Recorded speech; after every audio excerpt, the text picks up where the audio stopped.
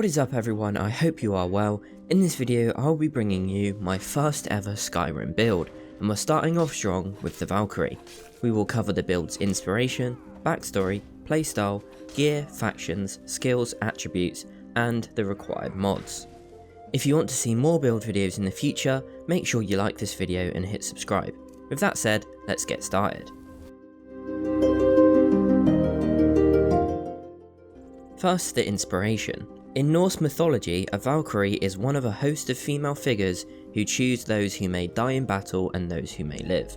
Selecting among half of those who die in battle, the Valkyries bring their chosen to the afterlife, the Hall of the Slain, Valhalla, ruled over by the god Odin. Our Valkyrie will be taking a very hands-on approach to this duty by being the person that is actually doing the killing on the battlefield and sending her enemies to the afterlife by utilising traditional Norse shieldmaiden battle tactics as well as her top-notch hunting skills.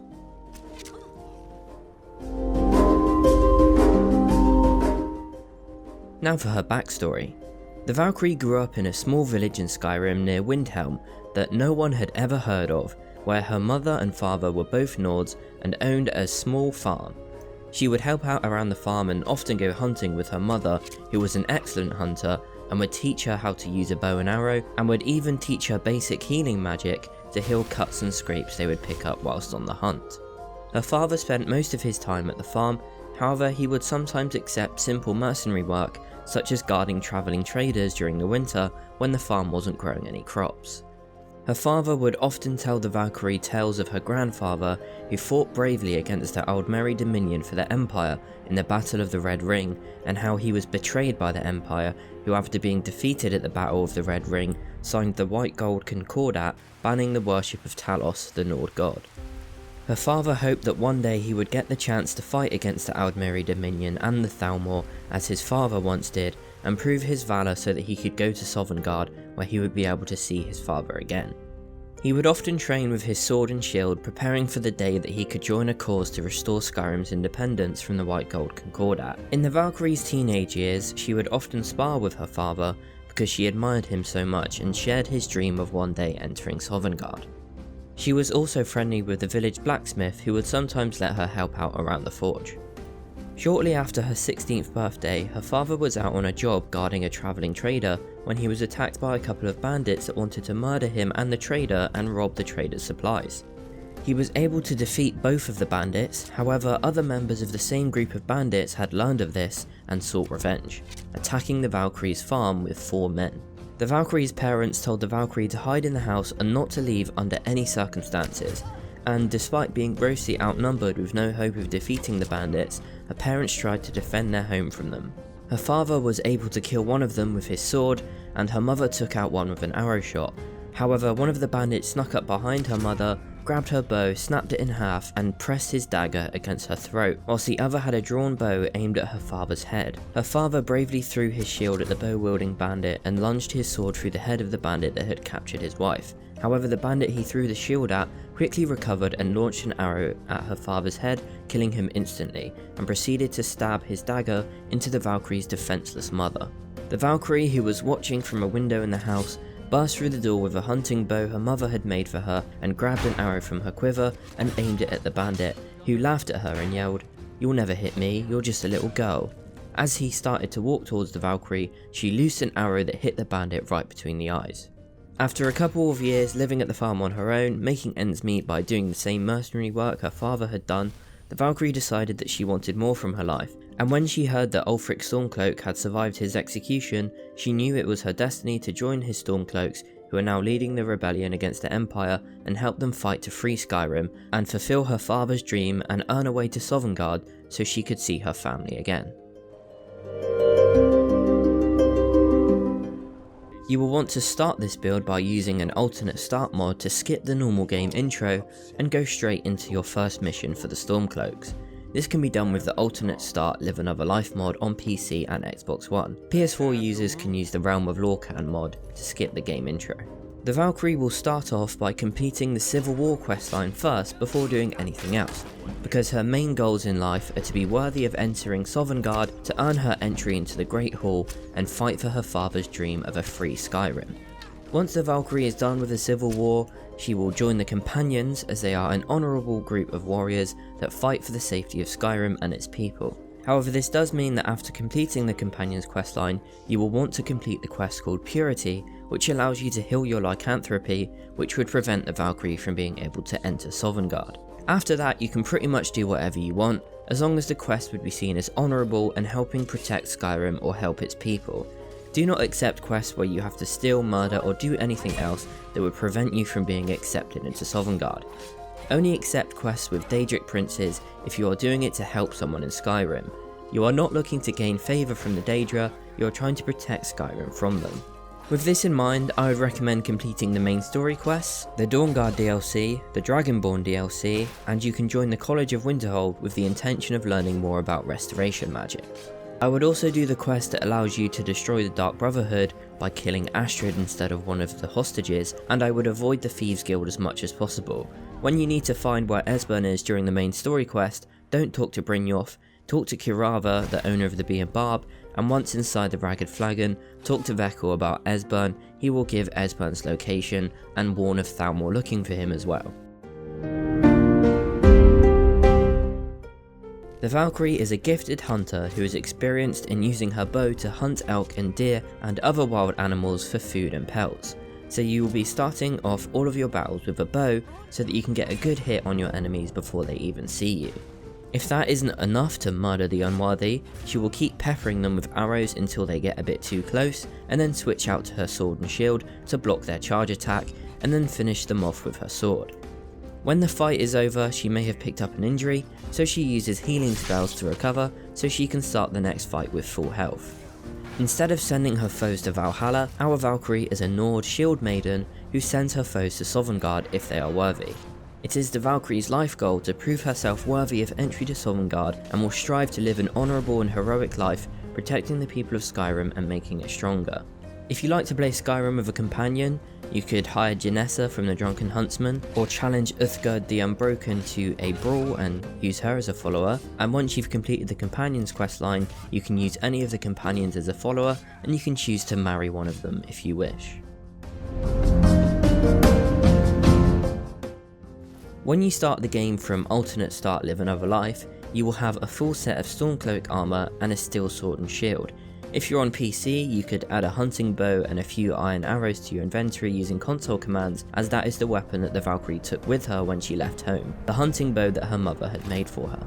If you're starting on console, you will need to buy a hunting bow and a few iron arrows. If you're starting from the Realm of Lorkhan on PS4, you will have to choose to spawn in Windhelm and craft or buy some armour and a sword, because you will have to do the initiation quest for the Stormcloaks and won't be given Stormcloak armour until after you do that quest. You will also want to travel to the Steed Standing Stone at some point, which can be found near Solitude. Just get a cart ride to Solitude and make your way over there whenever you want to. Once the Valkyrie has trained her blacksmithing ability by learning from Yulin Greymane, the companion's blacksmith, and or practicing making leather armour with the pelts she gathers whilst hunting, she will be able to make her very own set of unique armour, the Valkyrie armour, from the Zero Frost Mythical Armours and Dragon mod, which is available on PC and Xbox One.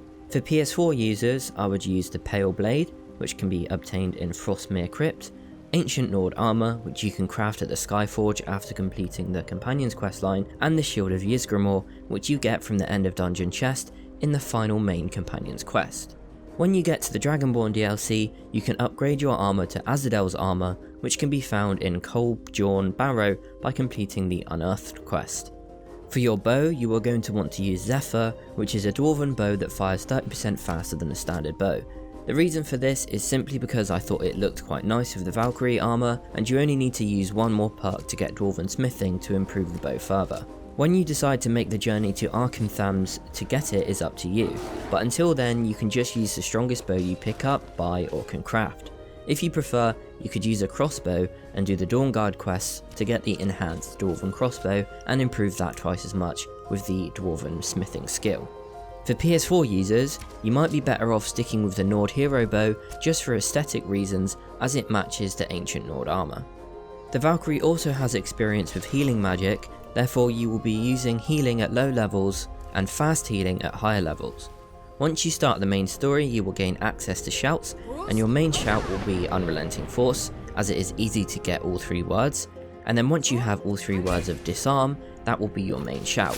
You can also use the Call of Valor shout after completing the main story, and the Dragon Aspect shout after completing some of the Dragonborn DLC quests. For jewellery, I would just use any ring or necklace that increases your damage done with one-handed weapons or archery, which should be given as randomised rewards, found in chests or can be purchased from merchants. We are going for a tank build that can take a lot of punishment, so you will put most of your attribute upgrades into health. The main goal is to maintain twice as much health as stamina. By the time you hit level 50, you should have 460 health and 230 stamina. We only use magicka for healing, so there is no need to increase the magicka attribute, especially when healing spells use such low magicka and we won't be using them very often. You will also want to use the Steedstone, which gives a bonus of 100 extra carrying capacity, which isn't really needed, but the part of it that is needed is no movement penalty received by armor, and armor also has 0 weight when equipped, which basically means you can run faster and longer, and you're less likely to be heard when sneaking. By the time you reach level 50, these are the perks that you should have. From the one-handed skill tree, Armsman 5 out of 5, Fighting Stance, Bladesman, and Savage Strike. From the archery skill tree, Overdraw 5 out of 5, Eagle Eye, Steady Hand, Power Shot, Quick Shot, and Bullseye. From the sneak skill tree, Stealth 1 out of 5, Backstab, and Deadly Aim. From the restoration skill tree, Novice Restoration, Restoration Dual Casting, Regeneration, and Apprentice Restoration. From the smithing skill tree, Steel Smithing, Elven Smithing, Dwarven Smithing, Advanced Armours, and Arcane Blacksmith. From the heavy armour skill tree, Juggernaut 2 out of 5, Well Fitted, Tower of Strength, Matching Set, and Reflect Blows. From the block skill tree, Shield Wall 5 out of 5, Deflect Arrows, Quick Reflexes, Elemental Protection, Block Runner, and Shield Charge. We don't need to use the left side of the heavy armor tree, as the perks are pretty much useless apart from the last one, which makes armor weigh nothing and doesn't slow you down, but you can just use the Steedstone so you don't waste 3 perk points that can be used on other actually useful perks. We don't put many perks into Juggernaut, which increases your heavy armor rating, because you only need to achieve an armor rating of 567 because the benefits are capped after that. So if you improve your armor at a workbench using a smithing potion, which you can find in the world or buy from an alchemist, it's easy to get to that rating cap.